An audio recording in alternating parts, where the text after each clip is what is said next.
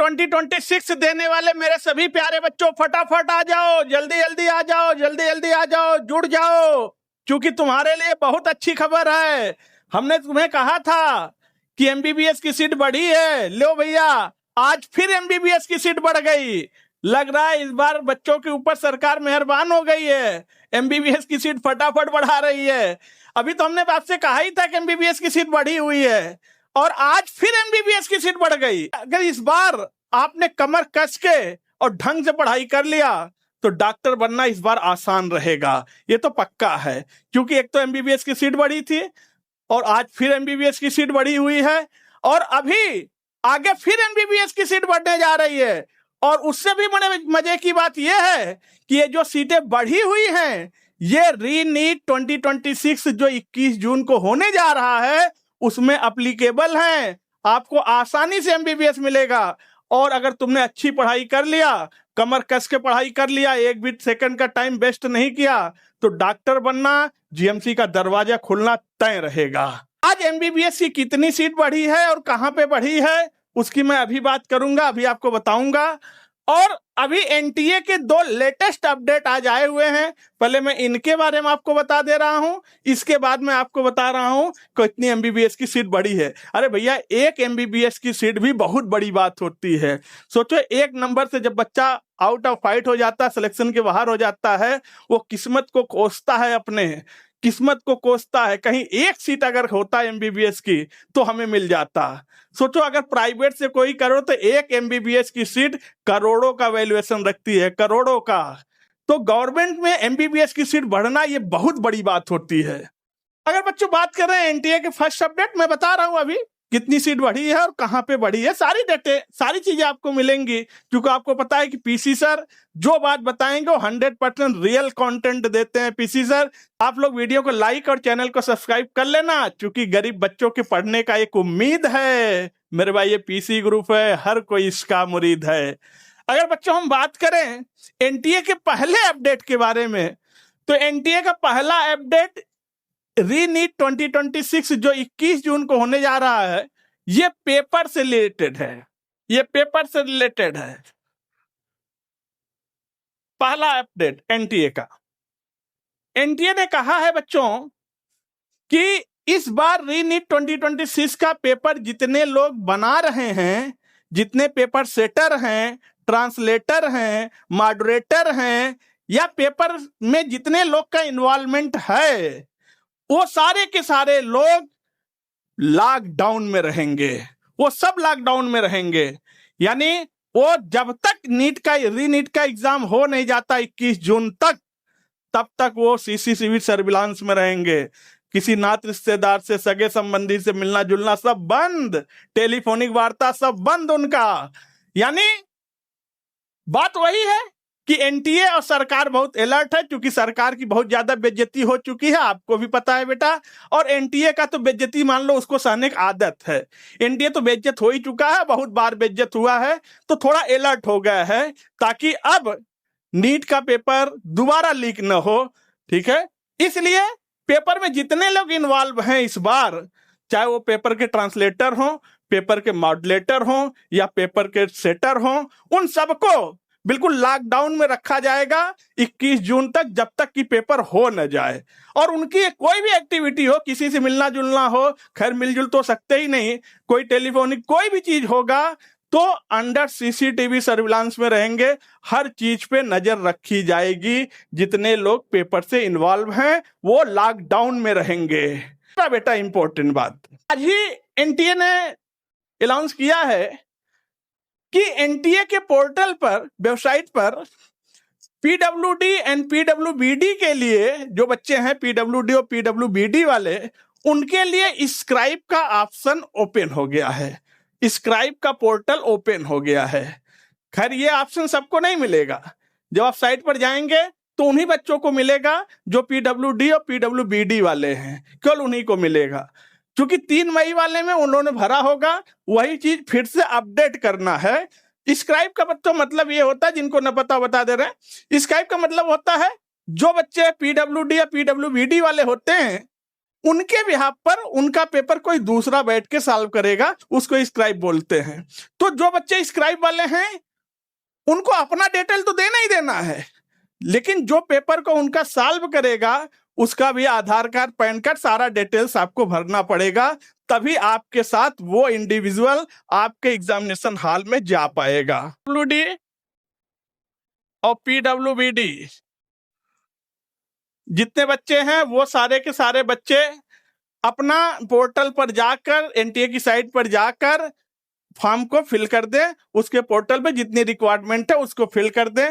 फटाफट portal open हो चुका है। अब बच्चों बात करते हैं MBBS की सीट कितनी बढ़ी हुई है।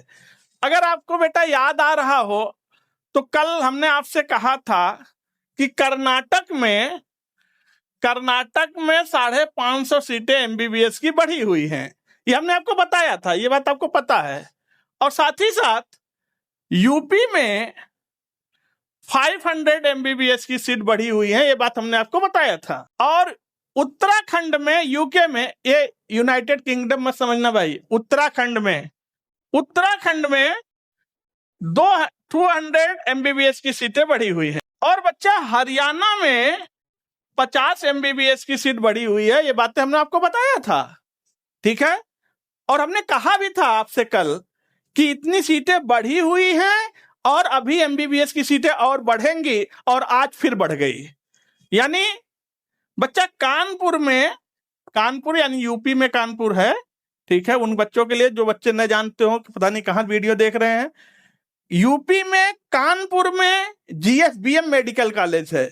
यूपी के कानपुर में मेडिकल कॉलेज में आज के डेट में आज 50 MBBS की सीट बढ़ गई, 50 MBBS की सीट बढ़ गई, आज बढ़ गई। और ये सारी की सारी बच्चों सीटें रीनीट 2026 में जो 21 जून को होने जा रहा है उसमें वैलिड हैं। यानी डॉक्टर बनने का सफर बहुत आसान है। और बच्चों आज मैं फिर तुम्हें बता रहा हूं, अभी आगे फिर सीटें बढ़ने वाली हैं, कई स्टेट में फिर MBBS की सीटें बढ़ने वाली हैं। इसलिए बेटा एकदम कमर कस के लग जाना, ताकि इस बार तुमको एक MBBS की सीट मिल जाए, डॉक्टर बन जाओ, GMC का दरवाजा तुम्हारे लिए खुल जाए, तुम्हारे लिए एक इतिहास बन जाए कि नीट 2026 में पेपर लीक हुआ था, दोबारा रीनीट हुआ और MBBS की सीट बढ़ी थी और तुम्हारा सिलेक्शन हो गया, तुम डॉक्टर बन गए। और बेटा एक बात का लेकिन ध्यान रखना, 21 जून को सिलेक्शन के चांसेस, सिलेक्शन का समीकरण बनता ही जा रहा है, सिलेक्शन का समीकरण बन रहा है। इस बार जो बच्चा चालाकी से थोड़ा काम करेगा, थोड़ा माइंड से काम करेगा, वो सिलेक्शन को आसानी से पा जाएगा। देखो ये समय का देन है, जो टाइम के हिसाब से खेलता है वही सिलेक्ट हो पाता है। टाइम मैनेजमेंट का बड़ा खेल है।